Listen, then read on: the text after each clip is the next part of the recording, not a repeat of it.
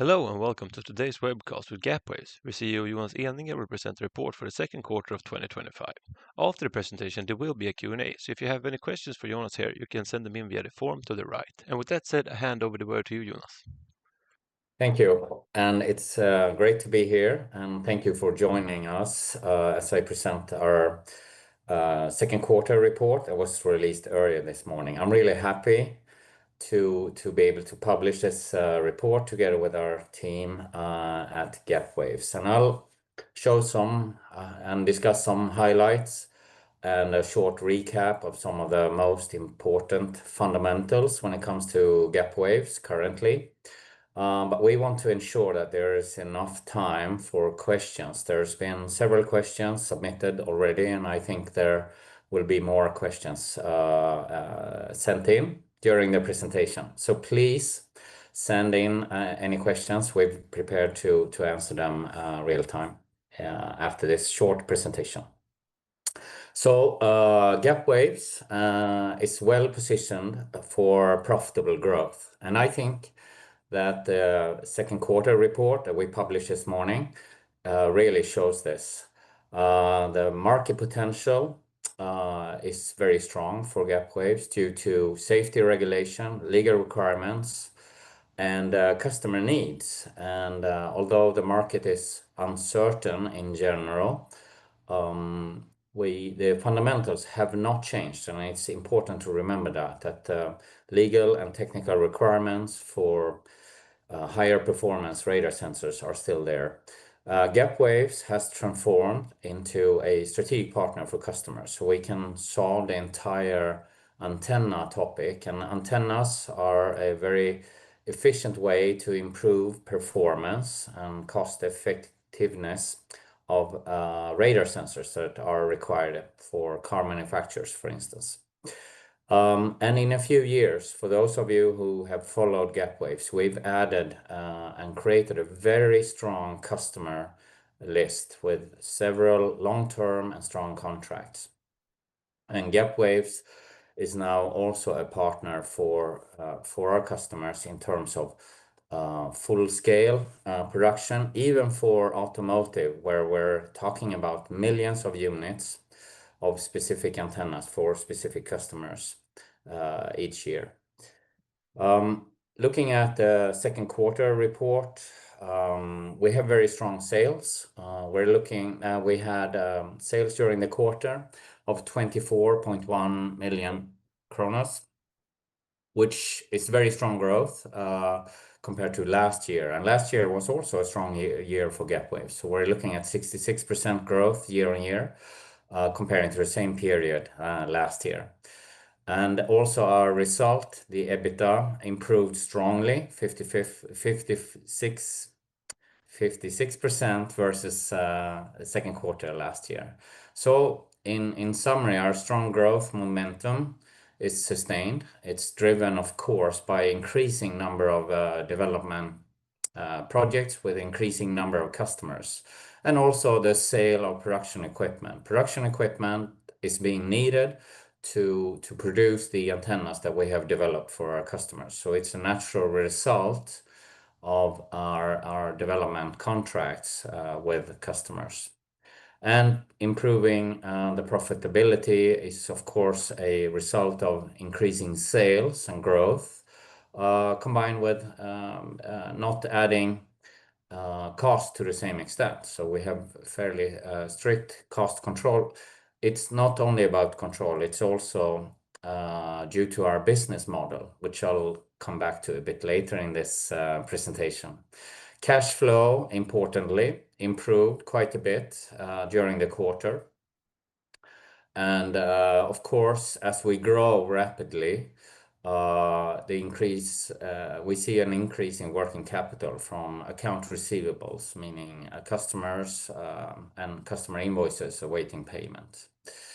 I also want to comment on the market climate, especially in automotive. It's of course challenging, and I think it's challenging for all industries currently.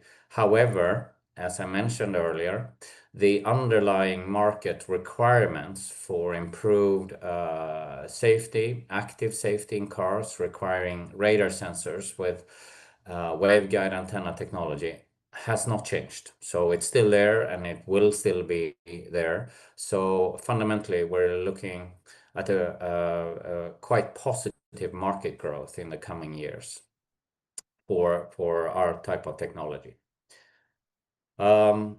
Importantly, during the quarter, we commenced startup production for Valeo.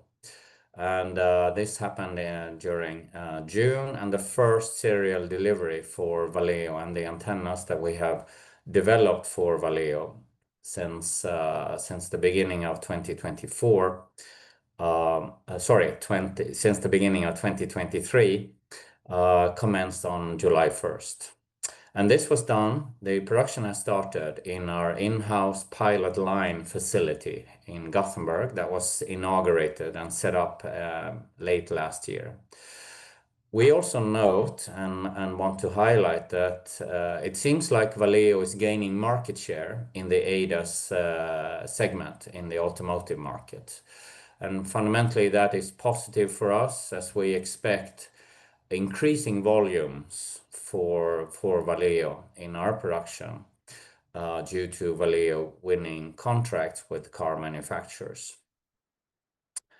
If we look at the customer side, we continue to add new customers to our customer list.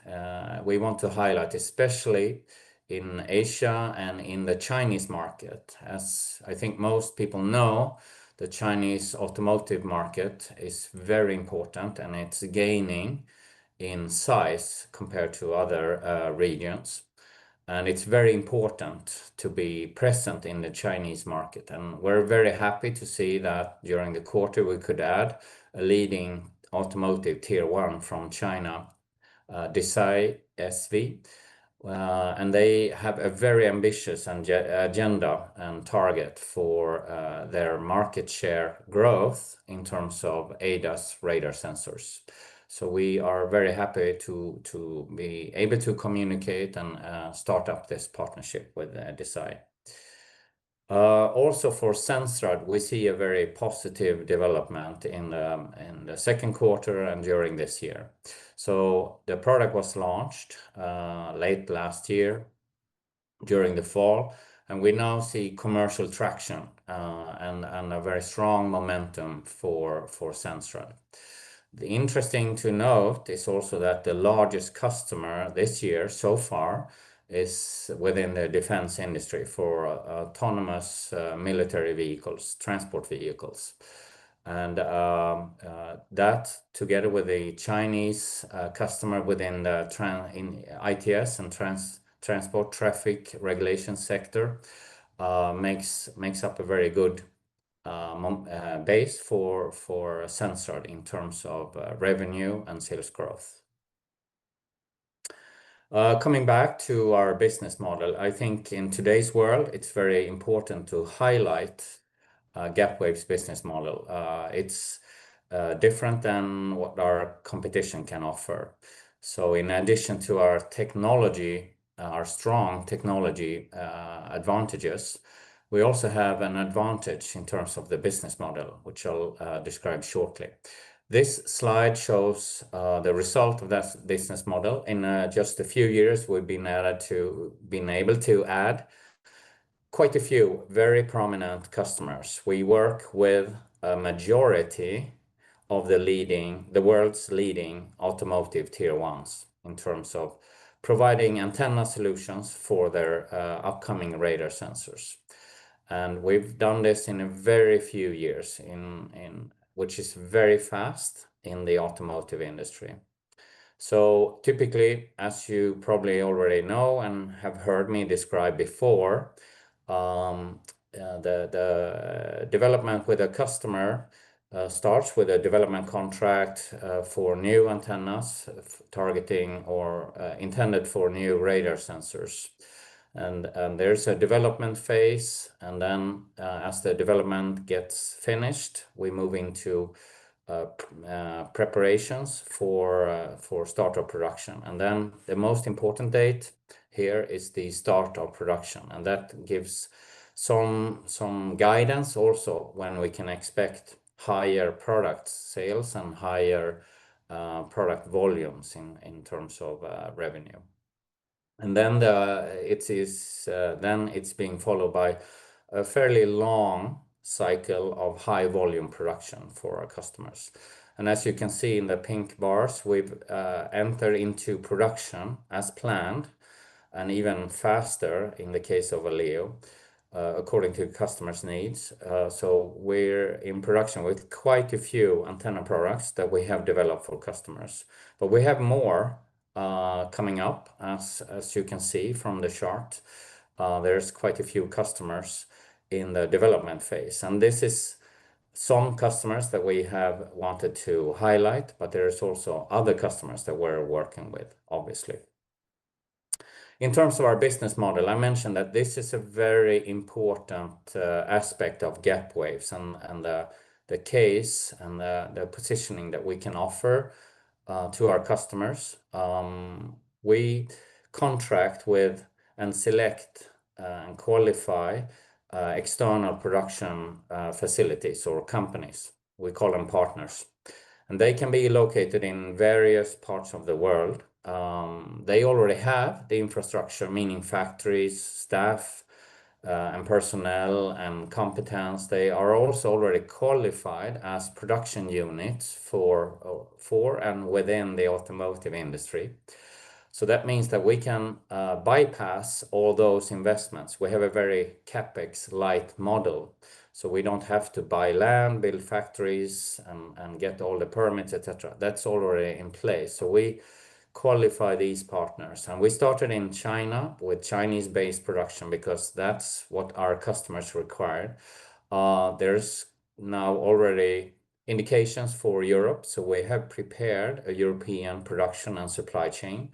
And now we're targeting the US in a similar setup. So we're screening for suitable US-based partners to localize production there. And in today's geopolitical and trade political world, this will be a very important competitive advantage for Gapwaves compared to competitors that are essentially factory companies. They're located and restricted, limited to their factories and wherever they may be located.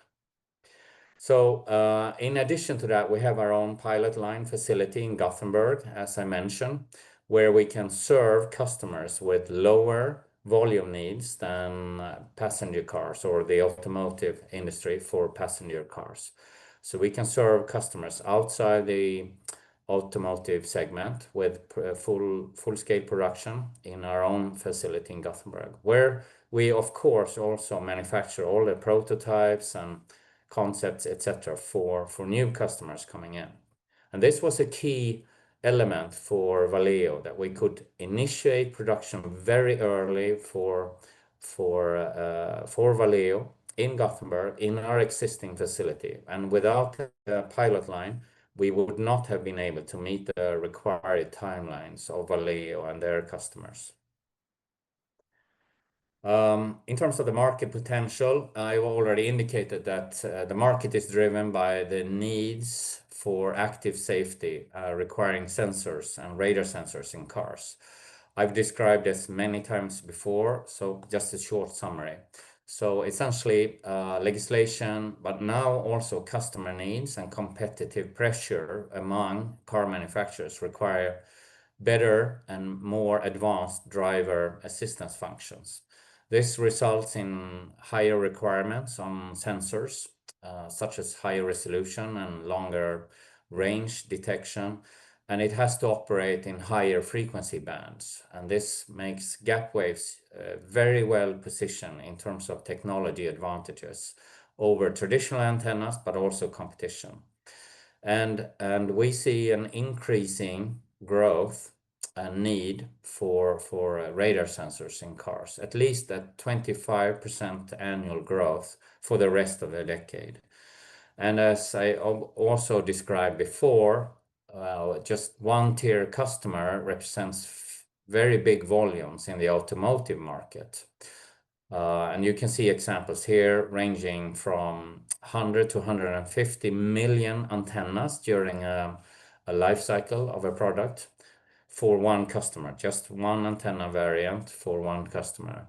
And for more advanced imaging radar sensors, the volumes may be 5 to 10 million, so a lot lower. But the pricing, because of the complexity and a much more advanced product, is also much higher for those types of antennas and radar sensors.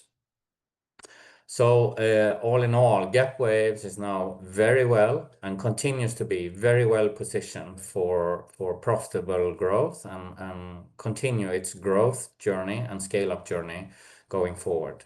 So we have all the fundamentals in place. There's a very strong market for us going forward, driven by legal requirements, legal and technical requirements, and now also consumer needs and competitiveness among car manufacturers. Gapwaves can now solve the entire problem for its customers. We have a unique, very well-performing antenna technology, and we can design antennas in a very short time for our customers, and we can also put them to production. So we can do from everything from the inception of new radar sensors and the antenna needs to full-scale production for automotive industry volumes. And we can see the interest from our customers, so that in a very few years, Gapwaves had added a majority of the top 5 or top 6 automotive tier ones as customers. And we have also more undisclosed customers in development and in discussions right now. And the final element that we have also added is the capacity for high volume production, and also securing production processes in our own pilot line facility that we invested in and opened up for production by the end of last year. So that was the short presentation of Gapwaves' second quarter, but also a short summary of Gapwaves' positioning going forward. And as I mentioned in the beginning, we wanted to give enough time for questions that have been submitted already before this presentation, but also during the presentation. So with that, I finish my presentation, and we now turn over to the Q&A part. Thank you so much for the presentation here. And as you mentioned, now we'll carry on with the Q&A, and we have received a large number of questions, so I think we get straight into it. Sensrad's largest customer so far is active in autonomous vehicles for military applications. Are the sales volumes to the Chinese customer Tianyi is smaller than the sales volume to autonomous vehicles for military applications? Is the customer data speed? I cannot disclose the customer. So far this year, that military industry customer has been the biggest customer in terms of sales revenue for Sensrad this year. But neither we or Sensrad can disclose the name of the customer at this point. Thank you. Will there be a need for deposits to Sensrad AB also the second half of 2025? Sensrad is growing rapidly, as I mentioned during my presentation, and the owners will support that growth financially as needed. So yes, we expect Sensrad to be needing further financial support. But as you can see in our report, the financial needs for Sensrad is being reduced significantly now as they grow significantly on the top line with their sales to customers. Thank you.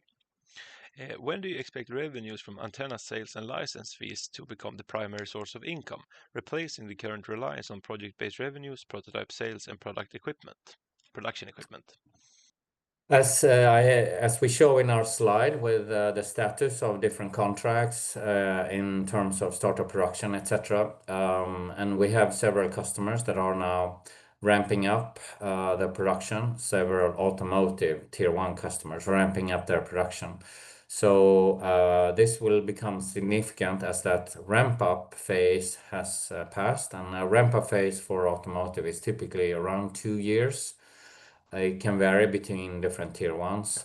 So definitely by year 2027, we should see a majority coming from product sales instead of development and engineering revenue, which we think will remain on the same level as we see today because we have a steady influx of customers. But as development projects get finished and products are being put into production, revenue changes. And with the upscaling in production, obviously product sales are growing in line with the customers ramp up.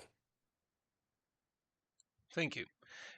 I still see Bosch on your list on the PowerPoint here. Does it mean you still have a relation with them? Yes, we still have relations with Bosch and discussions. All the companies, all the automotive tier ones are considering new product generations and increasing needs for improvements, better performance, better cost and pricing, etc. So definitely all the leading tier ones have an inherent interest per definition to discuss with leading technology and product suppliers like Gapwaves. Thank you. Tesla is still not using radar in their autonomous coming models. Can they go to market despite regulations and safety aspect without radar? Yes, they can go to market, but they cannot accomplish higher levels of self-driving, we think, and most of the industry think. In fact, there's well over 100 car manufacturers for passenger cars in the world, and we only know of Tesla and one more that have so far chosen to be camera only. All the others, meaning well over 100 car manufacturers, have chosen sensor combinations with cameras, radars, and lidars. And it seems like you need to be able to use other sensor technologies than just camera because requirements will stipulate that sensor systems can operate during nighttime and poor visibility conditions, which would not work for a camera if it's blocked by heavy snowfall or rainfall or dirt on the car, etc. It will not be able to detect a pedestrian or other cars early enough, simply. So that's our assessment, and I think we're in line with a vast majority of the industry. Thank you. Hella and when SOP for mmWave antenna? Sorry, can you repeat that question? Yeah, of course. Hella and when SOP for mmWave antenna? We cannot disclose what type of antenna products we're developing for Hella right now. It's too early, and of course, we'll communicate as new products are being put into production. Thank you. And another question regarding Hella here. I'm curious if you are working on an agreement with Hella for production sales as the next step in collaboration. Yes, of course, we discuss with our tier ones, Hella included, about production and production scenarios, etc. So that's almost a given with all the tier ones that they benchmark different technologies, they benchmark different production setups, etc. Thank you. Where do you see the company in 5 years? What are your priorities regarding regions, and where do you see the most money being made?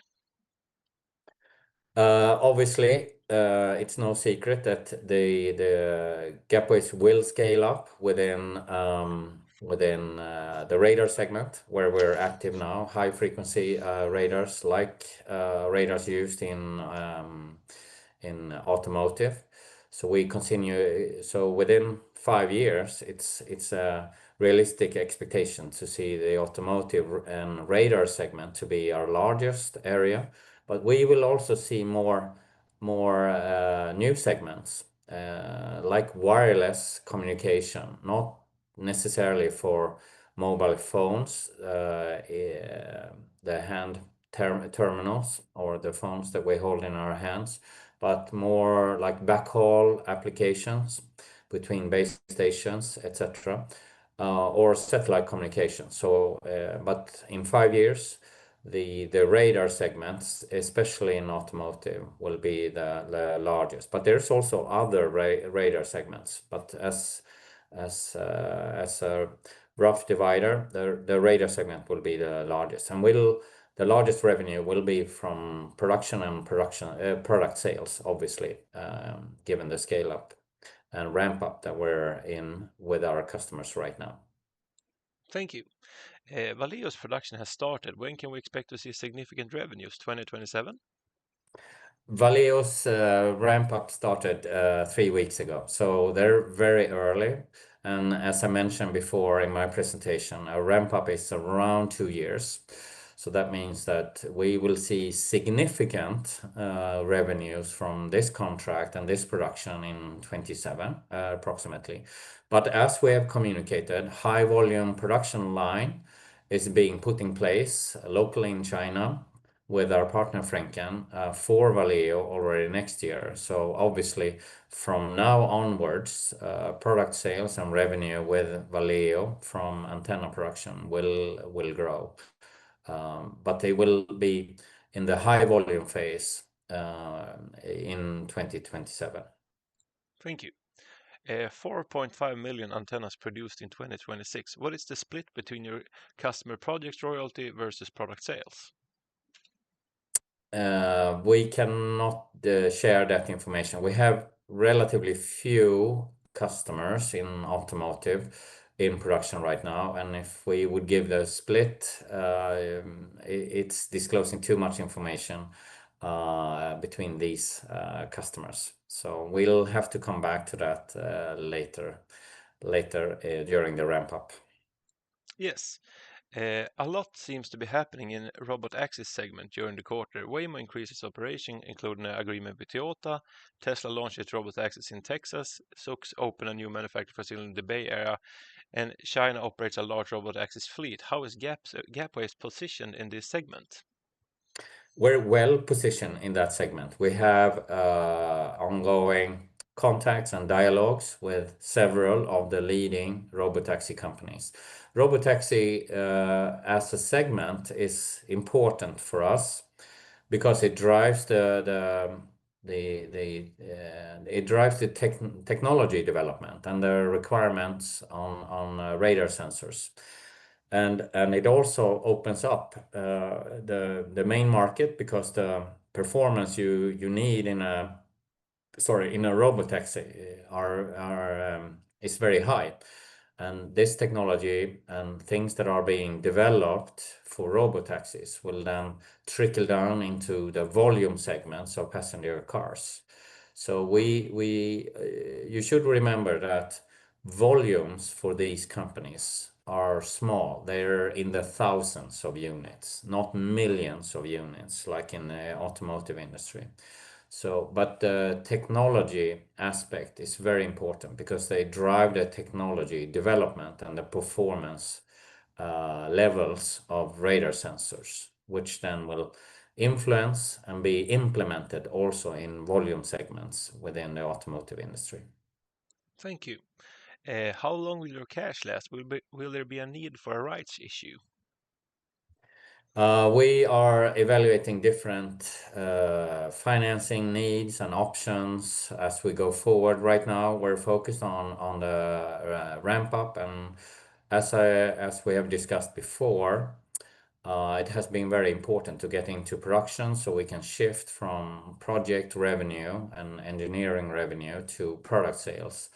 And we've also made investments to make that happen. So right now we're in a stable situation in terms of cash, and we're constantly keeping our eyes open, and the board is evaluating different options. Gapwaves has no loans or no debt today, so there's, as we see it, several options available to us if the need should be there. Thank you. Can you elaborate on the outlook for the Asian/Chinese market for Gapwaves and how Gapwaves has changed its perspective compared before to regarding risks such as copying, etc., and how the company itself or whether it takes a calculated risk in order not to miss a major opportunity there? That was a long question, Yeah, but I'll answer it anyway. We're well positioned in Asia and the Chinese market. We have several dialogues in addition to what we have already communicated. As I mentioned, during the second quarter, we entered into a partnership which we were able to communicate also and disclose fully with Desai, a leading but also very ambitious tier one targeting the Chinese market. And also in the Chinese market, the requirement and competitive position among OEMs or car manufacturers in terms of ADAS functionality is increasing a lot and rapidly. So it's very important that Gapwaves is available and present in that market, which we now are. And that also applies to Asia and the other major automotive markets in Asia. So we're well positioned. In terms of being copied, etc., we have had a very, not very, but a cautious approach to Chinese companies.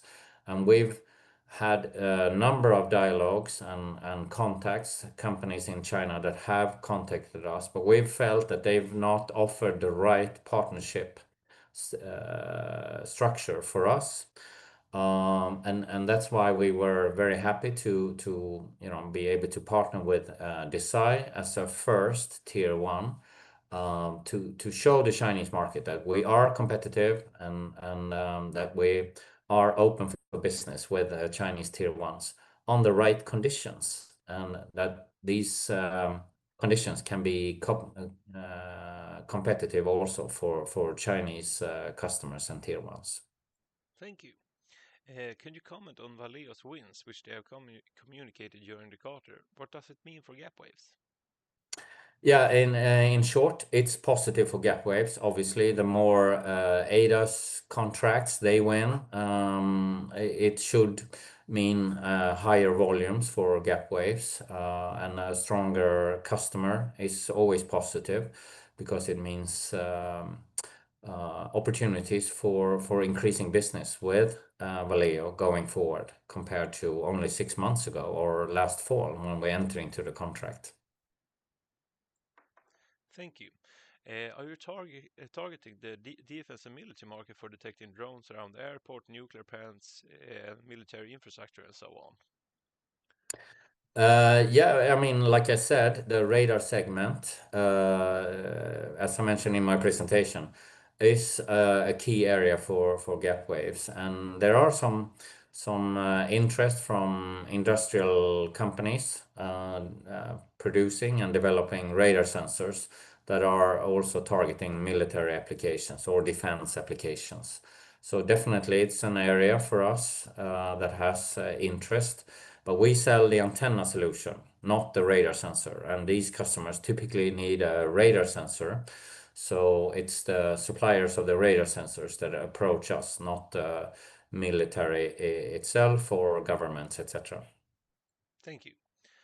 Robot lawn mowers with lidar have been a lot on the news. Is this an application for Gapwaves and Central? Yes, I think so. And it's similar to the military question that you just asked, meaning that these companies for lawn movers, they need a radar sensor. So in some cases, we have some dialogues there, but mostly it comes via providers of radar sensors, such as Sensrad, for instance. And we know, and we have also communicated before that Sensrad has customers that are evaluating its radar sensor for within agriculture and farming, including lawn mowers. Thank you. Moving on to the last question here. Have you noticed any new competition or progress from your competitor, Huber and Sunner? No, no new additions. We know that there are factories or producers in plastic parts in China that have tried to produce waveguide antennas. So far, they've not been able to succeed in terms of quality and price point. And Huber and Suner is a public company, and to our knowledge, they haven't reported any major contracts in the last few years, actually. We haven't seen any new, progress or developments in the competitive landscape when it comes to Gapwaves. Gapwaves, on the other hand, has added quite a few new customers, and we've also made significant progress in terms of getting products into production. And obviously, within the automotive industry, there are no free lunches. So if we were not very competitive and customers see a value in partnering with Gapwaves, they would not have partnered with Gapwaves simply. So we're quite optimistic about our competitive position. That was all the questions we had. So thank you so much, Jonas, for presenting here today and answering all questions. And thank you all at home. We wish you a pleasant weekend. Thank you.